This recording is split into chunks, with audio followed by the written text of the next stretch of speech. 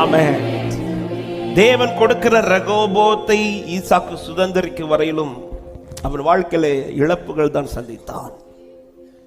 ஆனா தேவன் கொடுக்க துவங்கினதும் அல்லது அந்த காரியத்தை செய்ய துவங்கின பிறகு திராட்சரசம் குறைவுபட்டது என்ற வார்த்தை இருக்கிறது.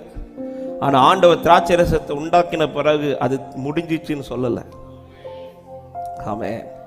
நெடுநாள் காத்திருப்பது இருதயத்தை இழைக்க பண்ணும். ஆனால் விரும்பினது வரும்போதும் அது ஜீவ விருட்சம் போல இருக்கும். எத்தனை பேர் விசுவாசிக்கிறீங்க?